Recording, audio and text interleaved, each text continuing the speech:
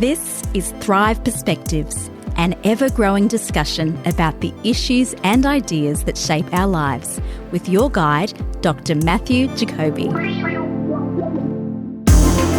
Welcome, listeners. It's Stu here, your host of the Thrive Today podcasts. Just before we jump into this episode of Thrive Perspectives, we have some really big news. We're excited to launch our crowdfunding campaign to build the Thrive Today app, a one-stop platform for daily inspiration, biblical insight, and transformative teaching. This app will bring together everything you love: Thrive podcasts, daily Bible reading guides, teaching video series, and a growing library of meaningful resources designed to deepen your faith journey. But we can't do it without you. To make this vision a reality, we need to raise $30,000. The build won't begin until the full amount is raised, and if we don't reach our target by the end of January 2026, every donation will be refunded in full. So your support is absolutely vital. Will you partner with us? If so, simply visit our website, thrivetoday.tv, click the app crowdfunding link at the top. You can then select your level of support. We'll keep you updated on progress as we seek to raise the funds needed by the end of January 2026. In today's episode from our series on Big Ideas That Changed the World, we're diving deeper into the fascinating world of modern thought. We break down the complex ideas about knowledge from the 18th and 19th centuries that still shape how we understand truth today. So let's join Matt and Connell as we explore the evolution of Western thought and its significant impact on our thinking even today. So Matt, where are we going? Well, last episode we talked about the beginnings of modern philosophy, and I want to underscore the fact that what we're talking about here is the origins of how we tend to think today. This period, broadly and somewhat euphemistically referred to as the Enlightenment. Whether anyone really got enlightened by it is a matter of debate. This period is enormously important for the sort of confidence of the culture that we have. In our culture, there's a lot of confidence in our ability as human beings to work things out. Even though, interestingly, even philosophy's moved way beyond that. This is the sort of spoiler for today. But the Enlightenment project of finding a rational basis for reality, being able to build our knowledge on our own resources, to come to a sort of certain knowledge, a basis for life and ethics and all these sorts of things based on a sort of rational foundation. That's an admirable project, but it didn't get there. This is the spoiler. And it's, I think, resoundingly acknowledged that the Enlightenment project kind of crashed. But, a lot of powerful stuff came out of it. I mean, the scientific method. But, science deals with reality in a certain sort of way. It allows us to instrumentalize aspects of the world in certain ways. It does give us a level of understanding, but is that really ultimate understanding, or is it just understanding that enables us to do things with it that we want to do? And so I think it's the sort of ultimate understanding that's where the critique comes in of the Enlightenment. It's enabled us to do things, and it's been important for our civilization, the birth of the scientific method, although arguably, as a number of historians would argue, the scientific method actually is based in a previous way of thinking, and that's the Christian way of thinking, that subscribed to the idea of, a law-governed universe and the stability of the universe and the fact that it was, intelligible by human beings. A lot of that set the sort of basic philosophical foundation for the birth of the scientific method. But nevertheless, it's through the Enlightenment period that you get, someone like Isaac Newton, and pretty much from Sir Francis Bacon onwards in the 1600s, you get the birth of this new method. You got Galileo and there's all sorts of impressive things happening.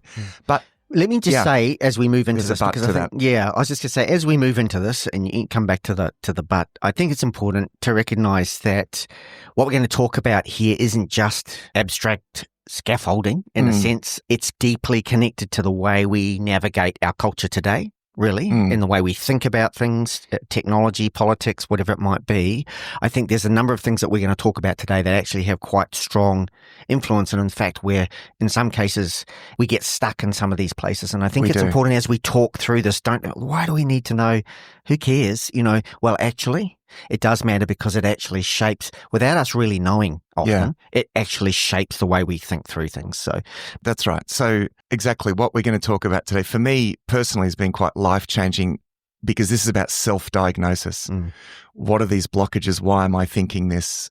And it's also about understanding our culture and the roots of our culture so that we can speak to that, because we want to have a conversation with our culture. Yeah, great. So where we were in the last episode, we looked at Descartes' agenda to sort of build reality up from a rational basis. Yep. And so, he divides the world into sort of subject and object, where the mind in the world is this sort of object. And now he does that in a fairly spurious way. And I mean, the way that he does that is essentially he reasons his way to the existence of God, and then God's the one that sort of guarantees the consistency between how we experience the world and the way that the world is, right? Now, I would agree with that, right? Yeah. I think, God is the guarantor in some sense of the fact that we are experiencing the world, that our senses are adequate for experiencing the world. And yet, as we're going to get to, there are also some problems going on within us that want to reduce the world down to what we can understand. So previous to this period, people were generally okay with recognizing that we are on an island in the midst of an ocean of mystery, right?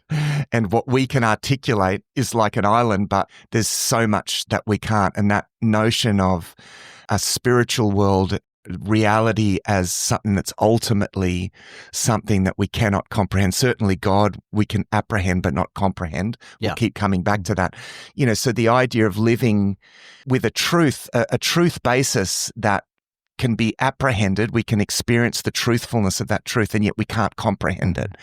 That becomes very difficult. And I think during the Enlightenment period, and this is my crude summary, they basically want to say the island is all there is. That is reality. There's no ocean. Yeah. And I think this comes to a head in a philosopher called David Hume. Bertrand Russell, the 19th, 20th century philosopher and very much a skeptic, wrote a book called Why I'm Not a Christian. He was sort of the Dawkins of his day in some ways, except, very intelligent philosopher, but he picked up a lot of what Hume was saying. And he referred to Hume as probably the most important philosopher ever. So basically what David Hume wants to say is that, look, all of that stuff about Descartes trying to build reality up from, just through a rational, it's just too much of a long shot. Basically, all we know, and this is important because I feel like things got stuck right here. Totally. Things got stuck right here. We couldn't really move beyond this because, if we wanted a world that we could comprehend, right, just the island, Hume is the one that essentially stated the boundaries of that island. He said, basically, all we know is what we receive through the senses, which is known as empiricism, right? All knowledge, or what can be referred to as knowledge, is only what comes through the senses. So this is an important movement in how we think about knowledge. Yeah, so a lot of people listening will say, but isn't that like what most people think today? And yes, it is. That's when right. we talk about rationalism, we talk about empiricism as if it's the same thing. And so what kind of impressed me with Descartes, he questioned his ability to reason in the first place. Aren't we just a product of our own, if it all just comes from within us, then we can't really even trust our own reason. So he started with that as the assumption or the foundation which then led to, therefore I am. So that was like the founding block of that. Yeah, Descartes then described as a rationalist, but not an empiricist. So that was a kind of important distinction for me, because I'm looking at that and go, aren't they the same thing? But then to me, the difference there with Descartes, he was using reason alone to try to learn that didn't necessarily need to be experienced or evidenced in some way. So, and that's the difference, I think, as we move to Hume, is that development then into empiricism, which is then a movement to say the only things that we know are the things that we can experience or tangibly. Yeah. We use the term empirical knowledge. That's right. That's what connects them. Yes, that's right. Let me put it like this to sort of simplify it and be a bit more pictorial, right? Yeah. So reason is like a closed circuit system, right? It's a closed circuit system, like, mathematics. As soon as you add infinity to a mathematical equation, none of it works anymore, right? It's a closed system. Yep. Now, Descartes thinks that he can get outside of the closed system. He can somehow use the closed system to know something about what's outside the closed system. Yep. And I don't think anyone really is convinced of that. I don't think he convinces anyone, because he has to try to build a sort of rational kind of ladder using reason to God, and it just doesn't work really. So basically what Hume says, no, look, you can't get to the outside. All we have is what the outside impresses on our senses. Yeah. Right? So that's all we have. And so we just have to call that knowledge, right? The question of, are we living in the matrix or whatever, it's we can't even really go there, right? Because all we've got to live with what is impressed on our senses, even the existence of the self. He says, well, what is the self? I mean, the self is just a process of thinking. It's just a bundle of sensations that we receive. We're like this receptor of these sensations. So it's interesting that with the empiricism comes almost a short path to a sort of hedonism. Yes. Because we're just experiencing creatures, right? We're creatures that just experience, right? So he comes up with a very reductionist worldview that all there is what can impress on our senses. Like, he'll admit that rationality is good and, 2 + 2 = 4, right? But that doesn't really tell us anything about the world out there. You can't build a ladder to the world out there. And so this is why he puts the emphasis on just what we can know from the senses. But that just seems very limiting, that you can't reason your way to knowledge irrespective of what you can see. You can have to limit it to what you can see or experience. No, well, what we do is we take what we see and then we analyze it rationally. So we can deduce certain things, right? So what we say, here's an example. The sun comes up every morning. Is the sun going to come up tomorrow morning? Well, probably. And I'm using that word very intentionally. Yeah. Probably, because it always has, right? But Hume also points out the limits of that, right? So the example is every day in the chicken shed, the chickens experience the farmer coming in with grain every day, right? Like the sun coming up.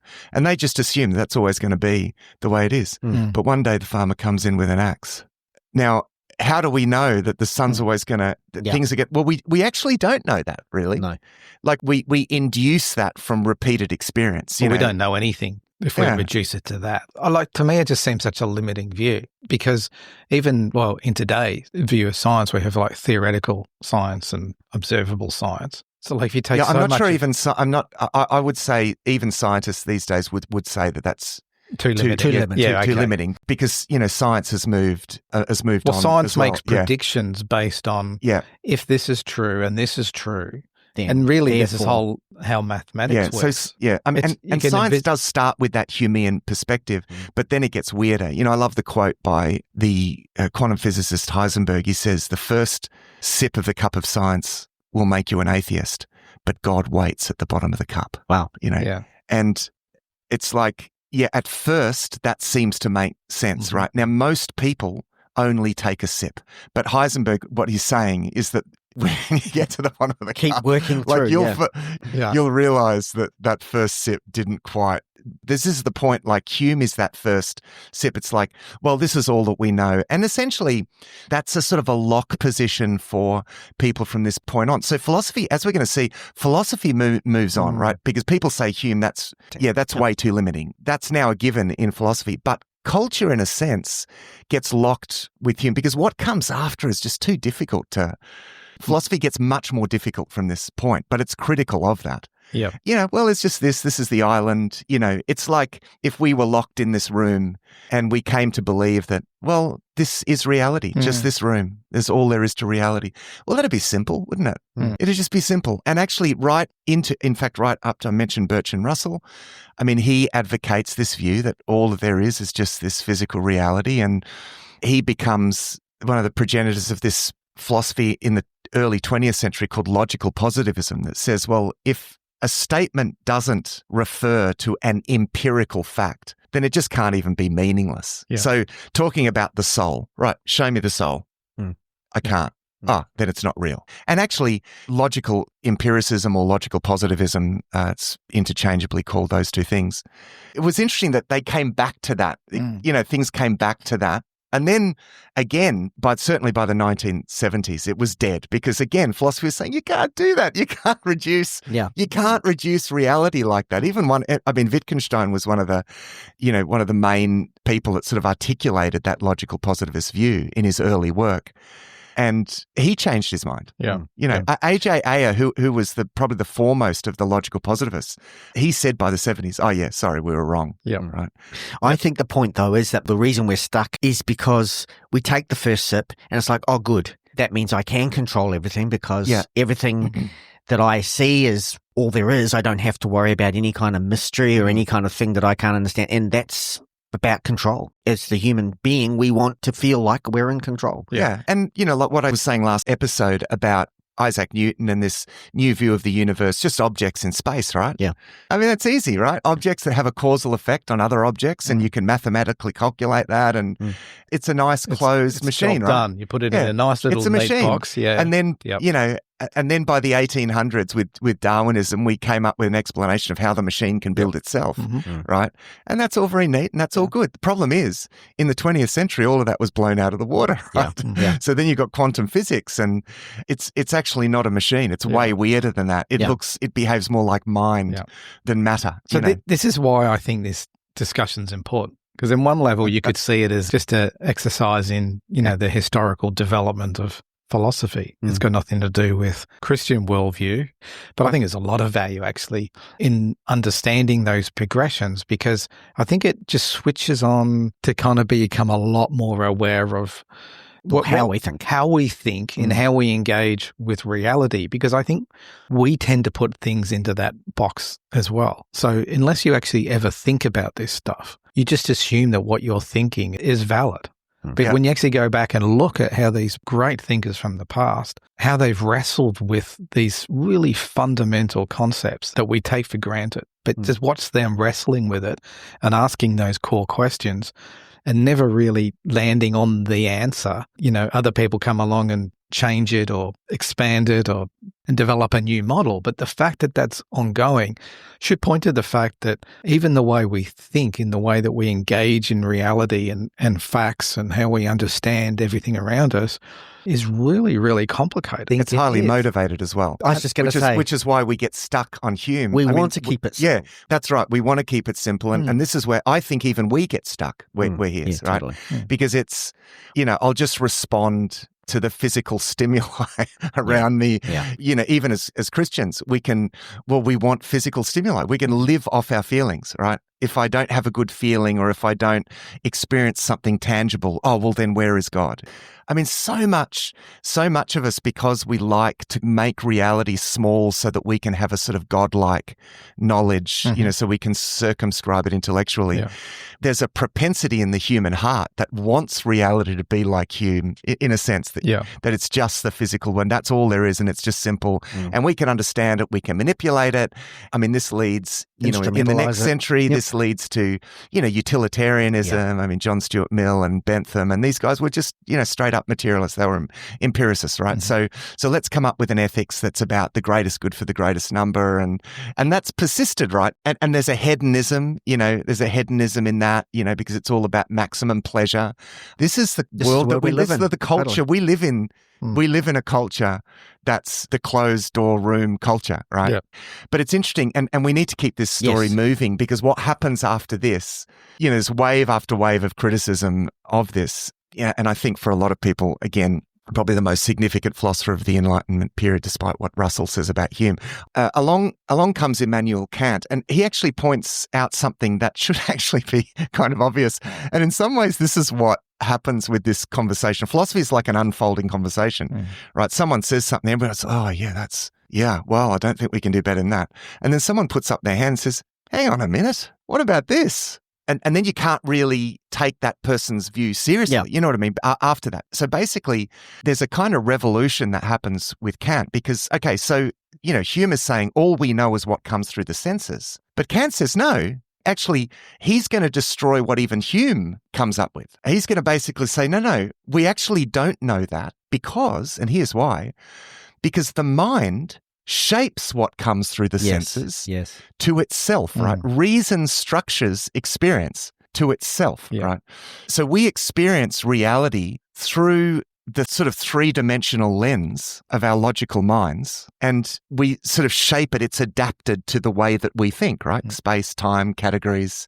That's not the way that reality is in itself. It's reality adapted to our mind. So the mind is this active, again, this closed circuit system that essentially, when we think about reality, we're thinking about an abstracted version of reality. It's not really the way that reality is. I know that's a hard concept to sort of grasp, but if you think of like jelly being poured into a jelly mold, right? You take liquid jelly, right?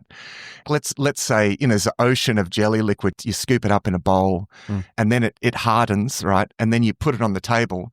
Oh, there's reality. Yeah. No, that's a sort of a hardened part of reality that's been adapted to the shape of the mind, right? The mind is the jelly mold. It's had to go through, firstly, our senses that kind of like constrains what we see of reality, because we have to see it through our eyes and ears and touch and so on. So that gives us a very sort of one-dimensional view of it. And then it gets structured inside of our mind. I think Kant talked about it, especially in relation to time and space, as being part of that structuring mechanism and so on that allows us to organise our thoughts and then to build ideas from that. Okay, so here's a good one. Let's refer back to the very popular episodes that we did on near-death experiences.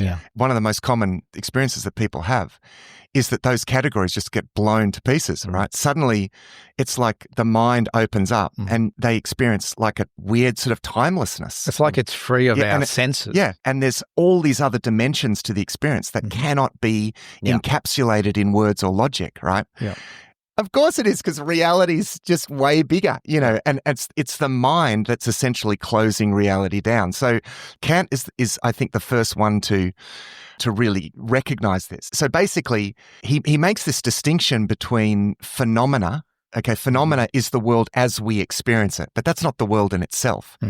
And what he refers to as the numinous, right? It's reality, in itself. So phenomena. So phenomena is almost like taking a picture versus being in it. Exactly. That's right. That's what the mind does. It takes a snapshot because it can only deal in static sort of snapshots, right? And then imagine a photo, like a digital photo, but pixelated as well. You know what I mean? So it can be broken down to parts, right? It's not reality, right? Reality is not made up, pixels and, Anyway, so the mind is absolutely a closed system. This is the closed system mind now. It's even more closed than we thought, right? Yeah. And it adapts reality to itself. Okay. So this raises the question for Kant. He's not a skeptic. What I think he does, what he certainly does is raise the question, well, if this is a closed system, it raises the question, what's outside the system? Yeah. Right. If we recognize, let's go back to my, this room is all there is to reality, and we were thinking that this is all there is to reality. If there's a room, there must be an outside the room. Yes. Right. So Kant, recognizes the room is this piece of reality, or the photo or whatever. But it raises the question, what's out the edge? And is there a way to get there? If the mind is a box, somehow boxing reality into the shape of our minds, it naturally poses the question, not only what's outside the box, but, and here's a good one, how do we know? Are there ways of knowing? Are there other ways of knowing? Yes. All right. Okay. So far, we've had only two proposals for ways of knowing. We've had rationalism and empiricism, right? Kant thought we can get outside the box through reason. Hume says that's ridiculous. You can't. And he was kind of right. Yeah. And he said, no, the only way we can get outside the box is through the sensory data that comes into the box of our mind. So, and Kant's saying, no, mate, the mind adapts that reality to itself. So we're experiencing the mind, we're still locked within our own mind somewhat. That's by using just rationality and the senses. Yeah. But, that's not the only way of knowing. What we want to hold on to at this stage is this sense that the whole endeavor to think that we can grasp reality through either reason or the senses, Kant's basically shot that down. We can know reality. Now, he doesn't go far into talking about other ways of knowing. He talks about intuition. He does talk about that. But he doesn't really pursue those points. I've got to think he doesn't talk about this. revelation either, really. No, well, he says that he's making room for faith. So he does think that we need to assume certain things are real, but I still think it's problematic because I think he still wants to say that reason in the senses that's knowledge, you know what I mean? Yeah. But even knowledge is knowledge of phenomena. That's all we can have. Because I would want to say that faith is a kind of knowing as well, but he doesn't go there. But his definition would say that knowledge is conditioned by the person perceiving that's things. right, yeah. So my truth can be my truth, but it might not necessarily be your truth. I think it's not about opinions. But how my mind sees something is how I see it. It's probably, let's say that's maybe where that goes, right? Yeah, okay. Yeah, but I think Kant still thinks that we all are limited to space-time categories. Right. You can't think of anything beyond that. So I'm talking about the limits, right? Yeah, I'm talking about the limits. Opinions that you have within that might differ, but we all have the same logical limits to how we can think. At least with Kant, because he did bring that rational idea back in beyond the empirical focus, is that you can know things without necessarily having to see or experience the evidence. He wants to allow for science, essentially, like a basis for science. So we can still reason. We just got to understand that we're dealing with phenomena. He just wants us to be modest. Right. So we can still use reason, inductive reasoning. There's a lot that we can do, but we never go beyond the phenomena, right? There's a noumenal world out there that we can't get to. Yeah, that we can't get to through reason. And, I think he thinks that probably the most important questions of existence lie out there. Okay, so what? We can use our noggins to do lots of fancy stuff with science and analyze things, but that doesn't get us outside the box. So, this is a very, important point, and it seems like you couldn't move beyond this. But one philosopher who picks up from Kant is probably the most ambitious, I would say, the most ambitious sort of project in philosophy, and that is the endeavor of Hegel. George Wilhelm Friedrich Hegel, that's right. Yeah. So give us his dates as well. Oh, okay. So born 1770, died in 1831. Kant was around 1724 and died in 1804. So there was a little bit of an overlap there, about 20, 30 years. Yeah, that's right. There. So essentially what Hegel does is that he wants to recover our ability to understand things, right? It's just, we don't like this room floating in a, infinite, incomprehensible reality. It's just, no one likes that. Yep. Right? So Hegel thinks he's got a way. He's basically what he's going to do is he's going to make the room bigger.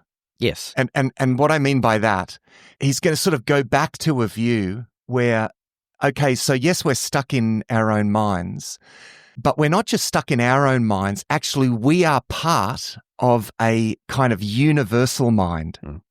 That the room, in a sense, expands.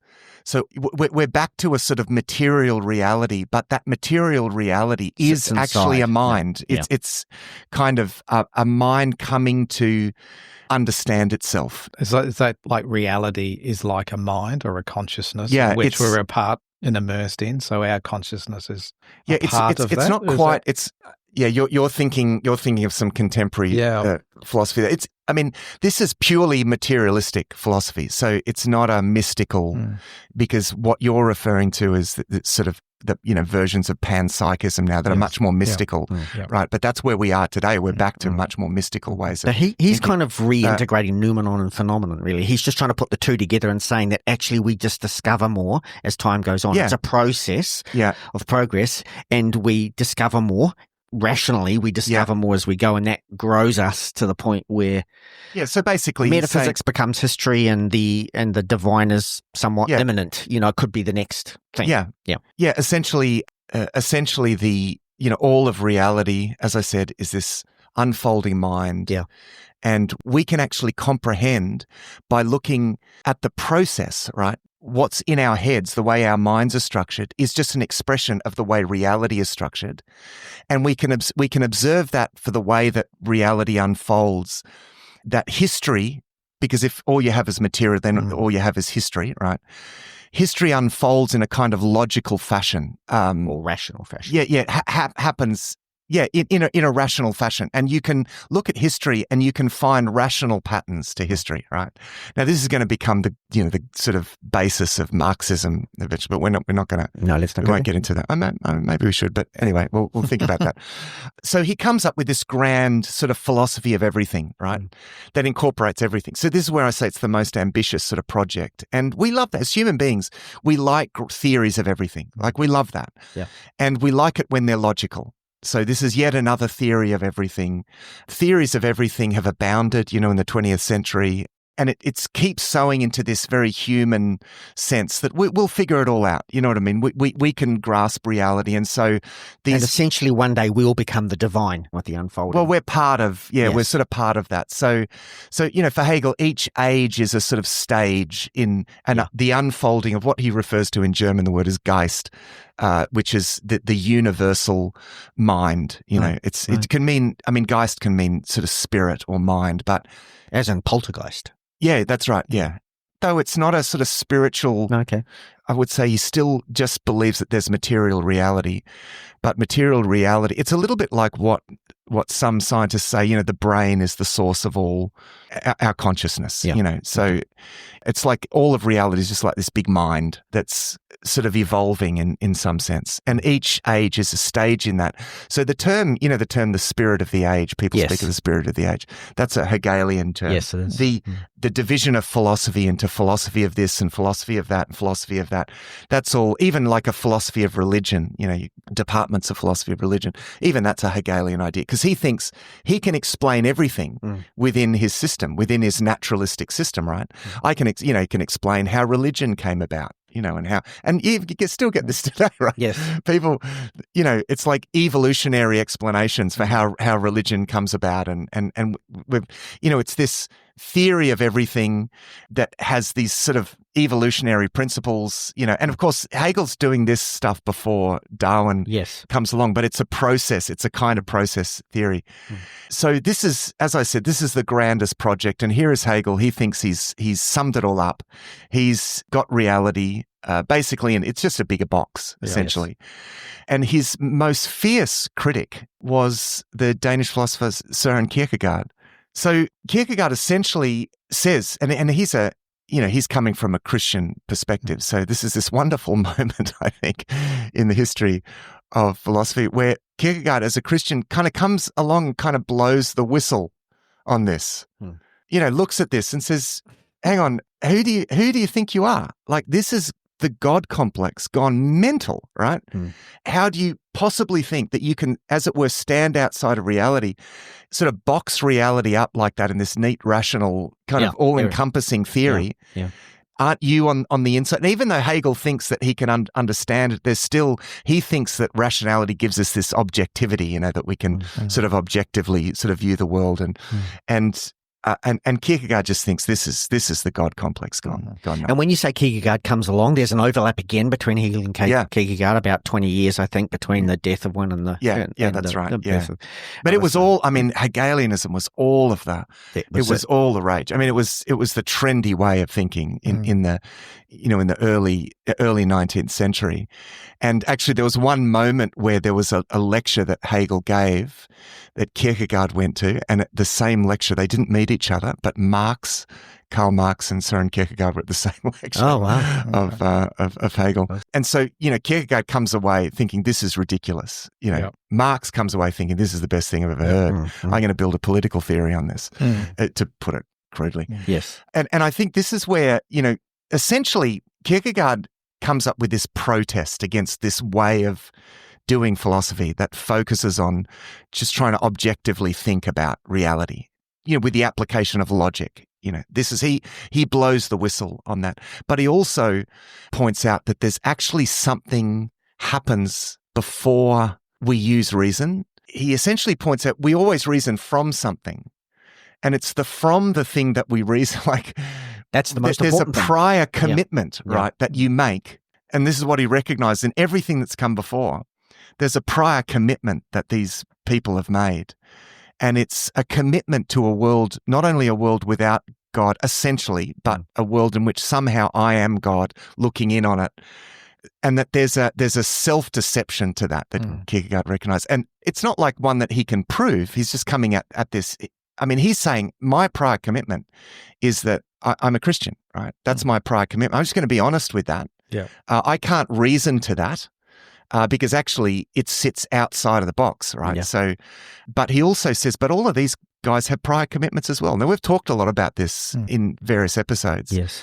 You know, we all have prior commitments. We always reason from a basis that reason itself cannot establish.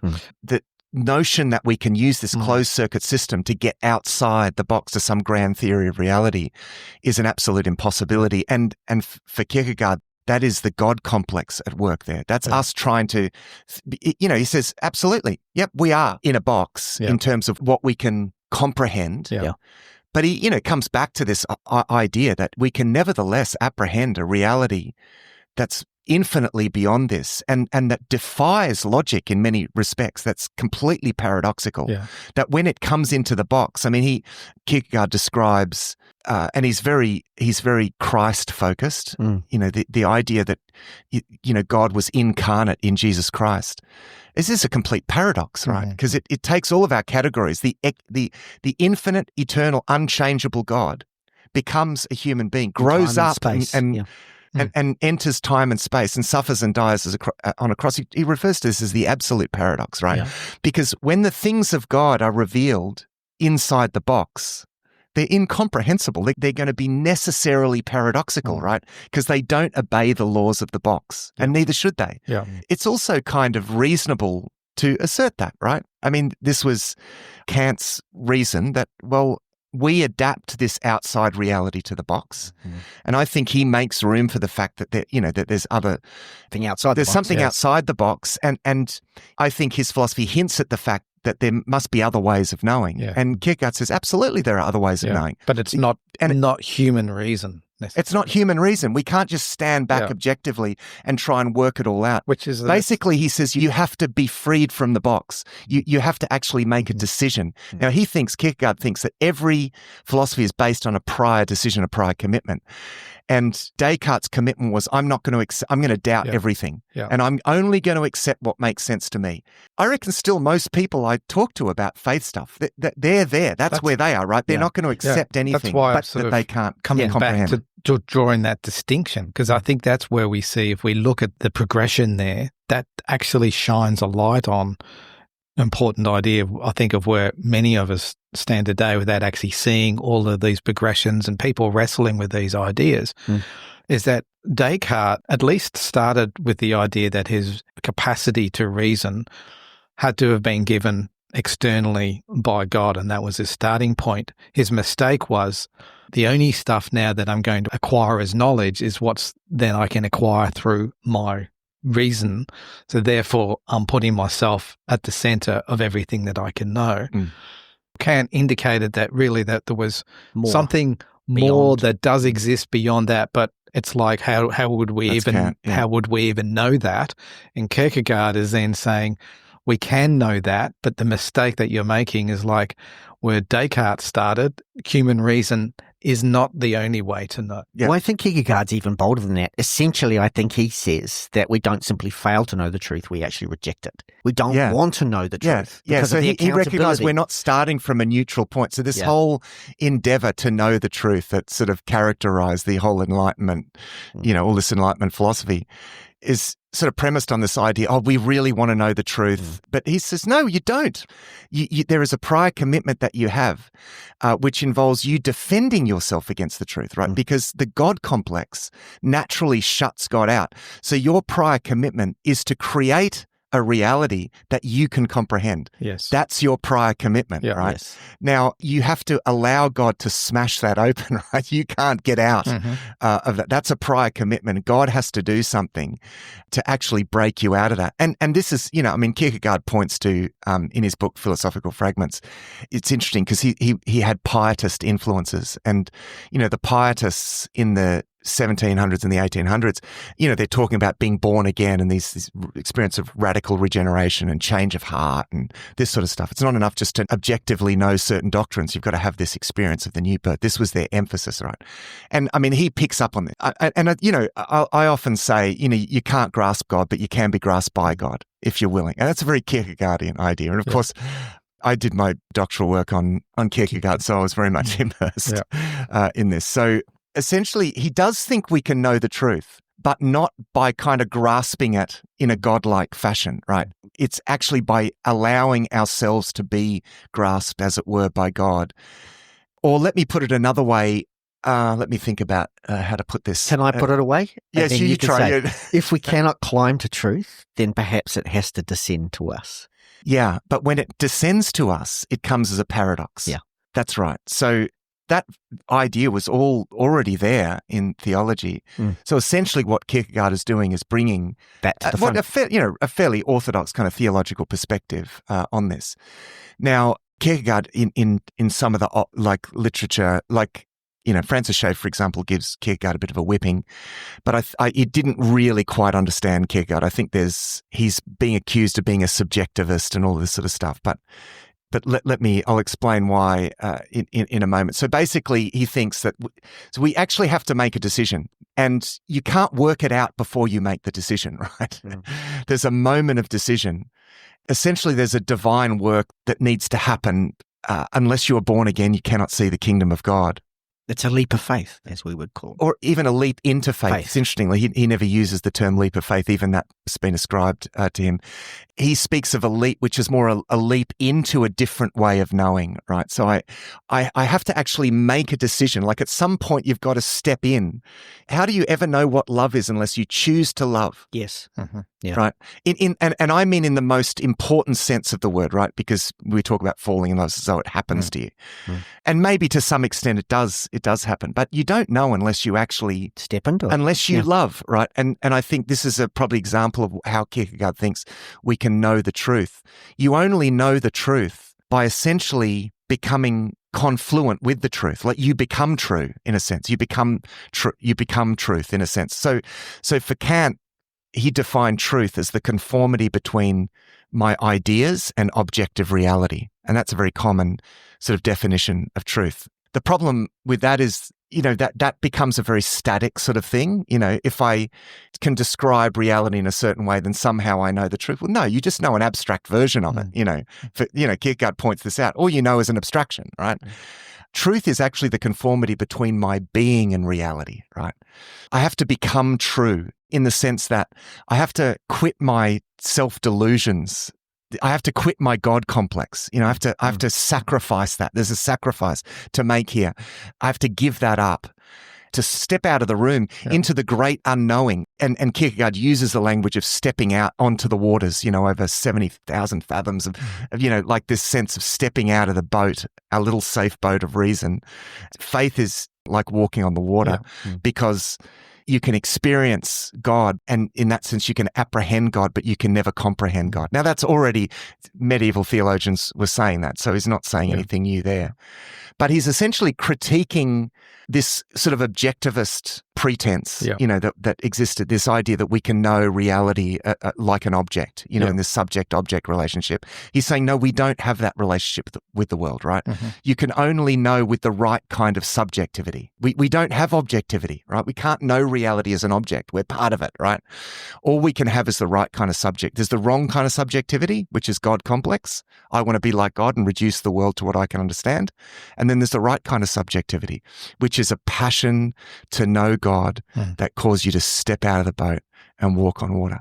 And for me, this had such an impact on me because I studied Kierkegaard at postgrad level, so I'd done a full theological degree, was very into Christian doctrine and having all the, crossing the T's and dotting the I's.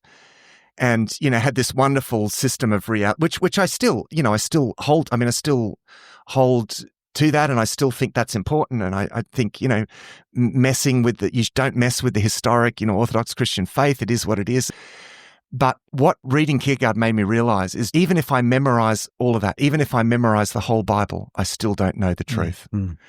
To know the truth, I have to make a decision. And the more I step in, the more I step out of the boat, I have to sacrifice and put myself more and more in the hands of God. And to the extent that I do that, that is the extent to which I know God. That began a real journey for me. A journey, it's like, okay, so all of that stuff that I did at Bible college, that was really important basis framework. It was like learning the language of God. But that's the doorway. It's the doorway. I've actually got to step through the door. And when you step through the door, you step into a way of knowing that I would say to you today, I've learnt more about Scripture and theology, more and more and more over the years, but I comprehend less. I realize this is ultimately incomprehensible. What studying the Bible and theology gives me is a map, but a map isn't reality. A map is a tool that you use to explore reality. And there is a way of knowing, an experiential way of knowing, that in rational terms is like a kind of unknowing in a sense. You can't grasp it, but you know it's true at a much deeper and more pervasive level. And that's the way of knowing the truth that we're being invited into through Christ. Thanks for joining us for this episode of Thrive Perspectives. Our hope is that these discussions will challenge you to look at life from a new perspective. You'll find all our resources at the Thrive Today website, thrivetoday.tv. If there's a topic that you'd like us to discuss, please email us. Our email is contact@thrivetoday.tv. Until next time, our prayer is that you will thrive.